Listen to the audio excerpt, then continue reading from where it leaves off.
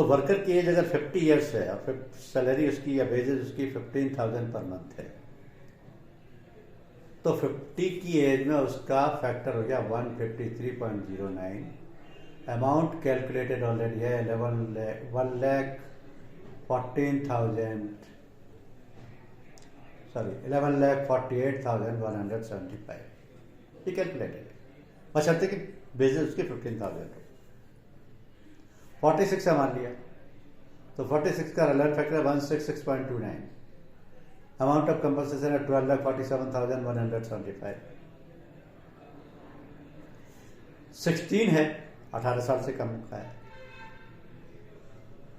तो relevant factor है 228.54 और कंपनसेशन है 17,14,050। लेकिन इससे आपको ये चीज कंफर्म हो गई कि किसी भी पोजीशन में वर्कर के लिए maximum compensation as per employees compensation act 1923 death के केस में 17,14,000 से ज्यादा नहीं हो सकता। ये मैक्सिमम, जितनी कम एज होगी उतना ज्यादा कंपनसेशन होगा, जितनी एज बढ़ती चली जाएगी कंपनसेशन कम होता जाएगा। जैसे मान लिया किसी वर्कर की एज 65 तो 7,45,250। अब इसी केस में मान लिया किसी वर्कर की एज 70 तो भी 65 का रेलेवेंट फैक्टर लगेगा, और किसी की 15 साल है तो भी 16 ईयर वाला रेलेवेंट फैक्टर अप्लाई होगा। ये डिसाइड है। ये 15,000 की वेजेज का चार्ट है। वेजेज में डिफर, किसी की 10,000 भी हो सकती है, किसी की 5,000 भी हो सकती है, लेकिन ये डेथ में यही फॉर्मूला अप्लाई होगा। हमें एक एग्जांपल आपको परमानेंट टोटल डिसेबिलिटी का दिखा देता हूं। ये परमानेंट टोटल डिसेबिलिटी की टेबल है, वही 15,000 रुपीज पर मंथ की वेजेज है, वही एज के हिसाब से चार्ट है, रेलेवेंट फैक्टर भी वही है डिट्टो, लेकिन यहां परमानेंट टोटल डिसेबलमेंट में कंपनसेशन निकालने का फॉर्मूला डिफरेंट है, इसलिए यहां कंपनसेशन ज्यादा पेबल होगा। आपका ऑब्जेक्शन ये हो सकता है सर कि डेथ के केस में कम है और पीटीडी में ज्यादा, ऐसा क्यों है? तो समझ लें, डेथ के केस में क्या होगा, वर्कर इज नो मोर, अब वो नहीं रहा, उसकी फैमिली को, उसके डिपेंडेंट को कंपनसेशन देना उनके सर्वाइवल के लिए, तो वन टाइम कंपनसेशन पे कर दिया, दैट्स ऑल। लेकिन परमानेंट टोटल डिसेबिलिटी में जैसे वर्कर के दोनों हाथ चले गए, दोनों पैर चले गए, या एक आंख एक हाथ चले गया, या एक आंख एक पैर चला गया, या एक हाथ एक पैर चला गया, different sets of PTD are there, उनमें से किसी भी एक में से अगर वो परमानेंट टोटल डिसेबिलिटी की कैटेगरी में आता है as per certification of doctor, तो उसको ये कंपनसेशन ज्यादा इसलिए पेबल है डेथ के केस से कि क्योंकि वर्कर इज स्टिल अलाइव, अभी वो खुद भी जिंदा है, उसकी फैमिली को भी सर्वाइव करना है, और पोजीशन ये भी हो सकती है कि उसको अब वो ही may not be able to work, किसी के दोनों हाथ चले गए तो क्या काम करेगा,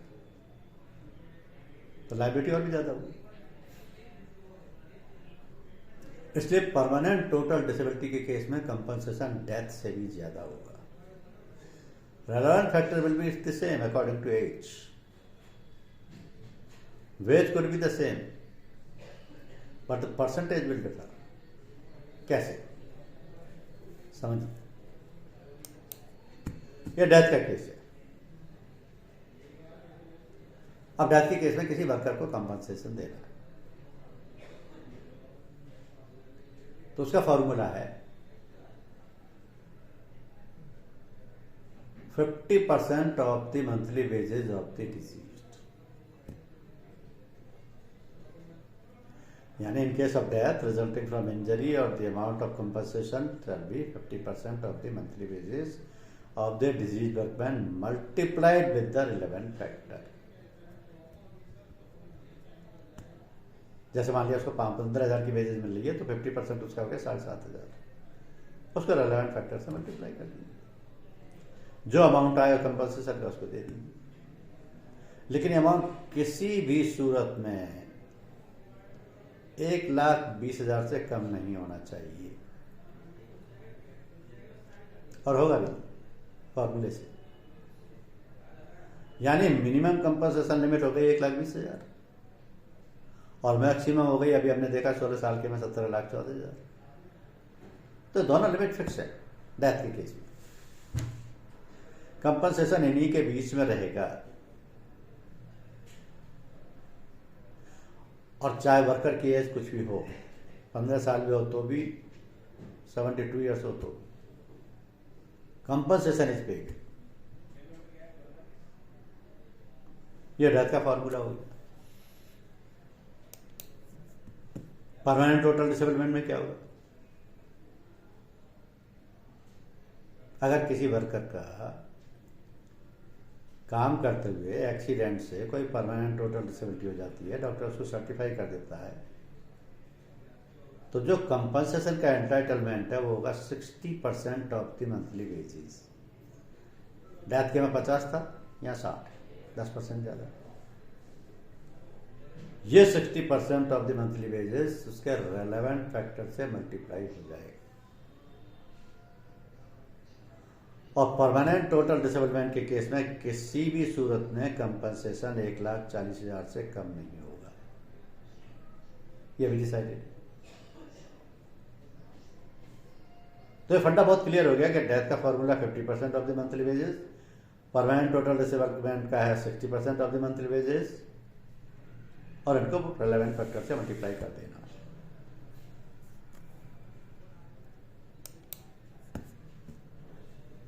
परमानेंट टोटल डिसेबलमेंट से मतलब यह है कि किसी भी वर्कर के या लेबर के लॉस ऑफ लिम्स, यानी बॉडी पार्ट चले गए, आई साइट चली गई, बॉडी पैरालाइज हो गई, और वो इस पोजिशन में है ही नहीं कि आप कमा सके खा सके, completely disabled, permanent total disablement. अब ये कंपनसेशन कैलकुलेशन कैसे होगा? आपने फॉर्मूला तो देख लिया। जैसे किसी फैक्ट्री में कोई वर्कर काम कर रहा है, उसकी एज 46 है, 15,000 रुपीज उसकी पर मंथ की इनकम है या वेजेज। काम करते हुए किसी मशीन से टकरा गया, उसके पेट में घुस गई मशीन और वो चलती हुई और पेट काट डाला, डेथ हो गई एट द स्पॉट। 46 ईयर्स उसकी एज है, तो कंपनसेशन कैसे कैलकुलेट होगा? अभी आपने डेथ के केस में देखा, ये 46 year, factor 166.29, amount of compensation 15,000 रुपये की वेजेज पर 12,47,175। यानी उसको कंपनसेशन जो देना है 12,47,175 देना है। 1,20,000 से ज्यादा, इसलिए यही देना है। इसमें ना तो एम्प्लॉयर कोई कमी कर सकता है, ना इंश्योरेंस कंपनी कोई कमी कर सकती है, ना कमिश्नर ऑफ वर्कमैन कंपनसेशन कोई कमी कर सकती है। Nothing is deductible, compulsory excess, salvage, depreciation, nothing is applicable.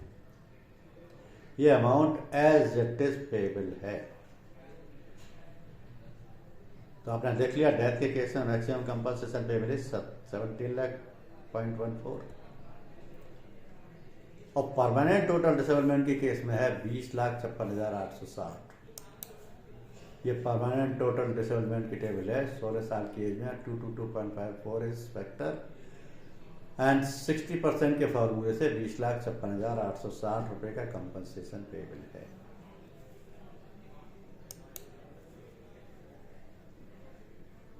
तो ये सिंपल एग्जांपल हो गया कंपनसेशन कैसे कैलकुलेट होगा। एक और कोई एग्जांपल ले लेते हैं।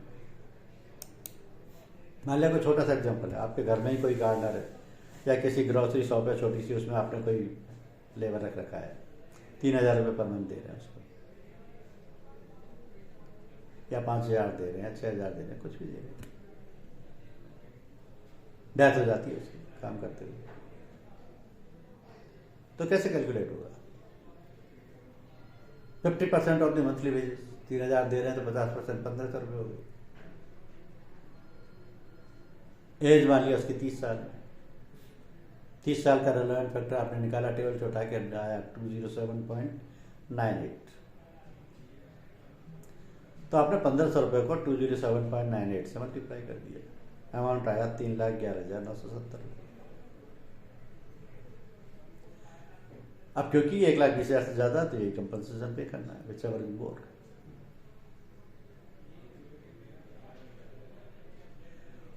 तो फंडा ये है कि जो भी कंपनसेशन का अमाउंट आएगा उसमें कोई भी 1 रुपया भी कम यानी प्लस या माइनस नहीं कर सकता, कोई डिडक्शन एप्लीकेबल नहीं है। मिनिमम लिमिट और मैक्सिमम लिमिट दोनों स्पेसिफाइड हैं। वर्कर किसी भी एज ग्रुप का हो सकता है, माइनर भी हो सकता है, मेजर भी हो सकता है। Compensation is payable in every case because this is a legal right of the worker. If he is suffering any injury, any occupational disease, any permanent disability or death, there is a legal right to recover the compensation from the employer or the contractor. Simple है।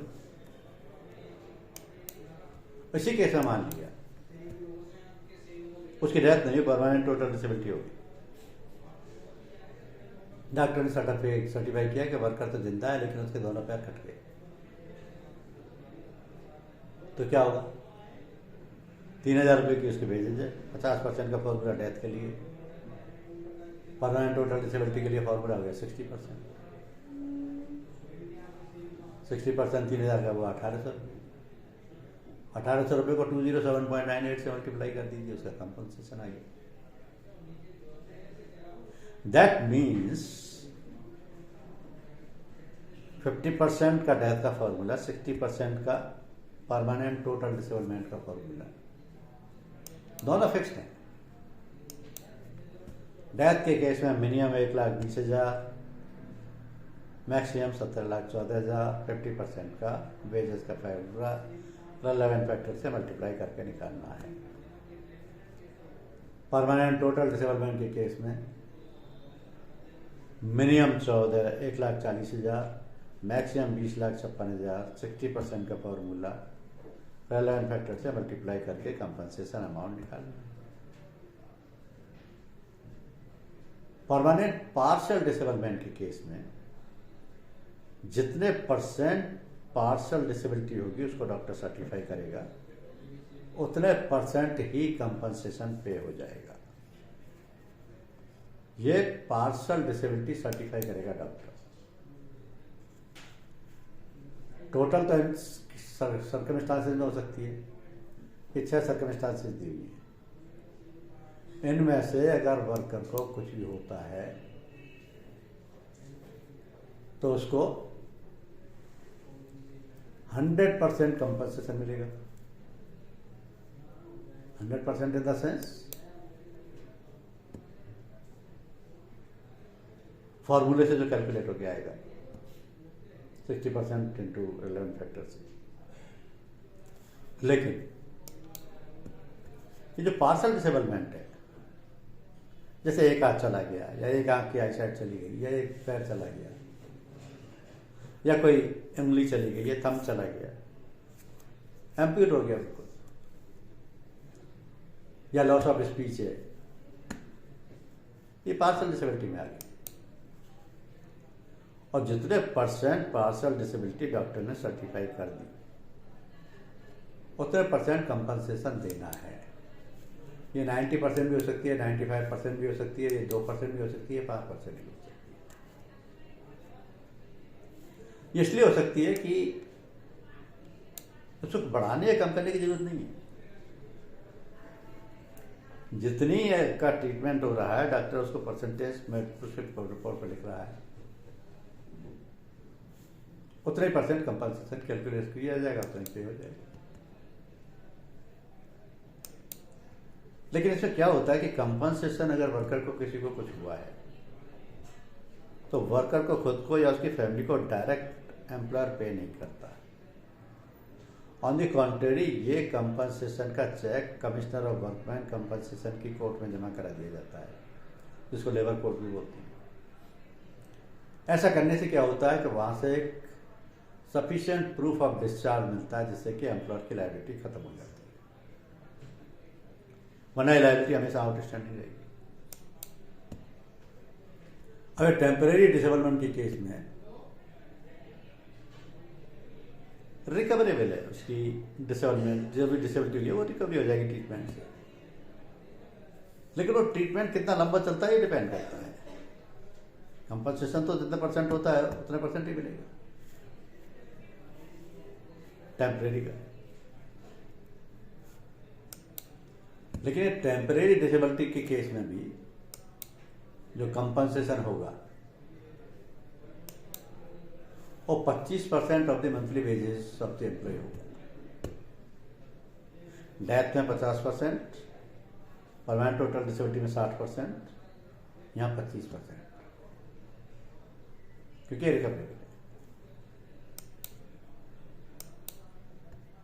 अब इसमें branches के पास calculators already available हैं। Information feed कीजिए, PM calculator करके आ जाएगा। कुछ exclusions भी हैं, इनमें 3 मेजर हैं, लेकिन एक और है कि any injury which does not result in fertility और partial disablement for a period exceeding 3 days,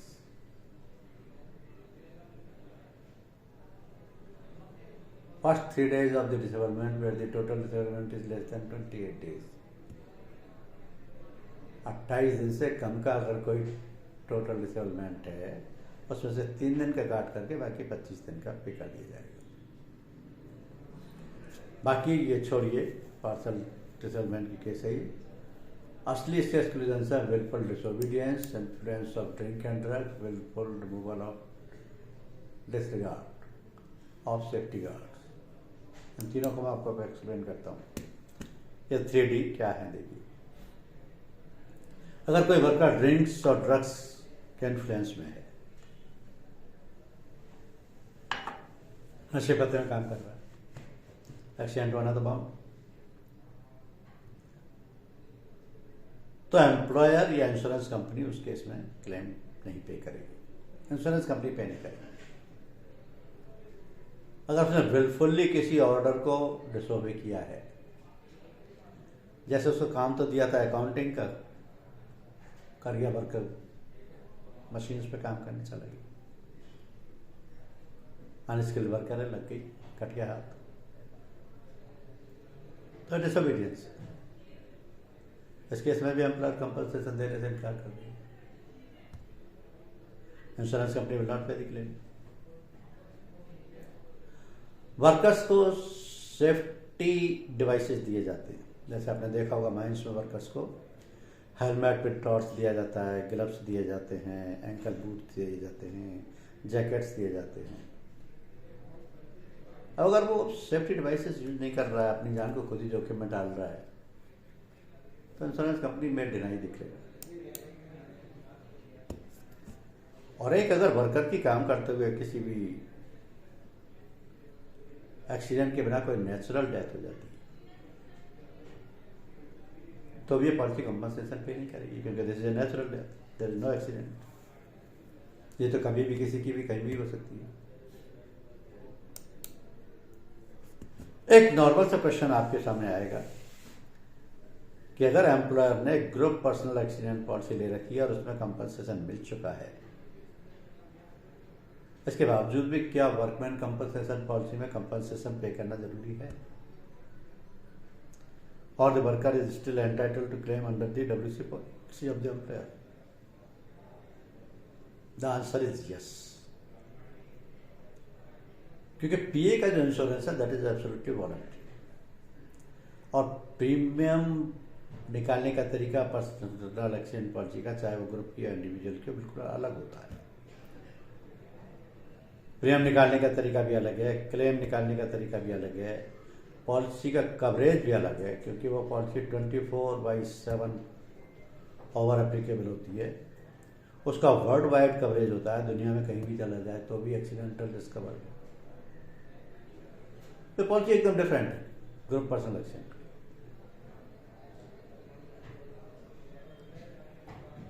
group personal accident की पॉलिसी एकदम डिफरेंट है। लेकिन ये जो एम्प्लॉय कंपनसेशन एक्ट है, इसमें लायबिलिटी भी फिक्स है, प्रीमियम निकालने का तरीका भी फिक्स है, वर्किंग आवर्स भी उसके फिक्स हैं, और ये लॉस भी ड्यू टू एक्सीडेंट होना चाहिए during the course of employment.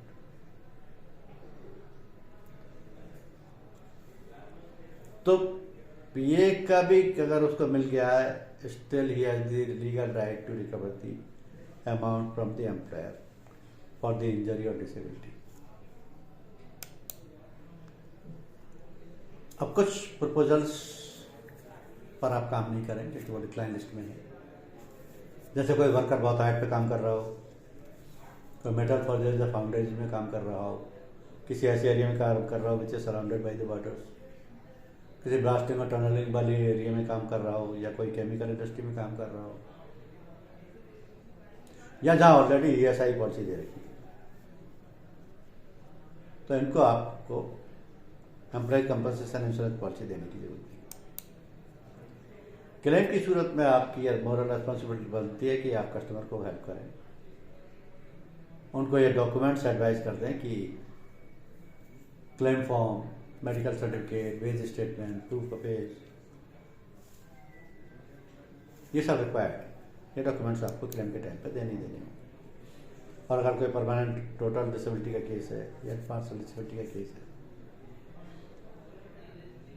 तो उसमें मेडिकल रिपोर्ट भी लगेगी, FIR, पंचनामा और MLC रिपोर्ट भी लगेगी, फोटो ID भी होगा। इन एनी केस अगर कमिश्नर ऑफ वर्कमैन कंपनसेशन ने कोई ऑर्डर निकाल दिया है कंपनसेशन पे करने के लिए, तो उसकी कॉपी भी दे दें, क्योंकि वही ऑर्डर ऑनर करना है अल्टीमेटली। ये डॉक्यूमेंट की रिक्वायरमेंट है। अब क्वेश्चन ये है आपके सामने कि आपके टारगेट सेगमेंट क्या है, आप किन को टारगेट करेंगे ये पॉलिसी देने के लिए। तो ये पॉलिसी रिक्वायर्ड है कॉन्ट्रैक्टर्स के लिए, लेबर कॉन्ट्रैक्टर्स के लिए, इवन शॉप्स के लिए जिनके यहाँ वर्कर्स हों, एम्प्लॉय हों, फैक्ट्रीज, इंडस्ट्रीज के लिए जहाँ पर कि एम्प्लॉय काम करेंगे, लेबर काम करेंगे।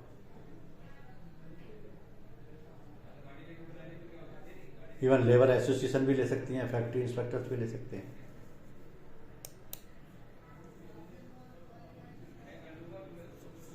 एक चीज ध्यान रखनी है कि अगर वर्कर कहीं और से कंपनसेशन लेने की कोशिश करता है, कमिश्नर ऑफ वर्कमैन कंपनसेशन की कोड के अलावा,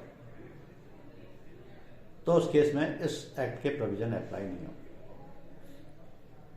और ऐसी सिचुएशन हो सकती है।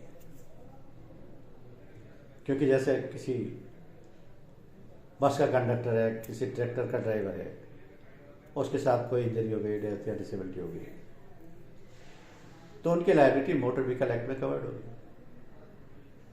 लेकिन उसके पास ऑप्शन है, वो एम्प्लॉय है उसका ओनर का, तो वो चाहे तो एम्प्लॉइज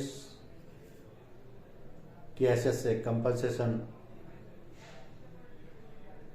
WC कोड से भी ले सकता है, और वो चाहे तो MACT कोड से भी ले सकता है, मोटर एक्सीडेंट क्लेम ट्रिब्यूनल से। लेकिन लेगा दोनों में से किसी एक से, दोनों नहीं ले सकता। दूसरी चीज आपको इस बात पर सावधानी रखनी है कि अगर कोई कॉन्ट्रैक्टर या एम्प्लॉयर पॉलिसी ले रहा है, तो किसी भी वर्कर की अगर वेजेज 15,000 से ज्यादा है तो उसे छुपाने की जरूरत नहीं, वो डिस्क्लोज करे। क्योंकि आजकल नॉर्मली लेबर रेट 800 रुपये ₹1,000 पर डे हो गई है। अगर कोई 800 रुपये पर डे पे भी काम कर रहा है तो भी उसकी मंथली वेजेज 24,000 रुपये हो गई, तो उसका इंश्योरेंस फिर भी हो जाएगा। पॉलिसी डिनाई नहीं की जाएगी उसके लिए, इंश्योरेंस डिनाई नहीं किया होगा। लेकिन उसको एक्चुअल वेजेज बतानी है, जिससे कि उस एक्स्ट्रा वेजेज पर 15,000 से ज़्यादा इतनी वेजेज बनी है उसकी, उस पर एक्स्ट्रा प्रीमियम लिया जा सके, तभी उसकी लायबिलिटी कवर हो। तो ये एम्प्लॉय कंपनसेशन पॉलिसी है, सिंपल पॉलिसी है। आपके पास कोई भी कस्टमर कभी भी इसको परचेज करने के लिए आ सकता है, कोई कॉन्ट्रैक्टर भी आ सकता है। अब आपको कोई भी डाउट हो तो आप सवाल पूछ सकते हैं। Any question? Any doubts? I presume you are already selling this policy, और कोई नई पॉलिसी नहीं है, लेकिन फिर भी किसी का कोई डाउट हो तो आप पूछ सकते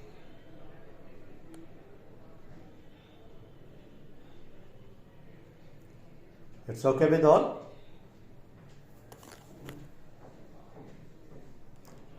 Good, thank you very much. Thank you, sir.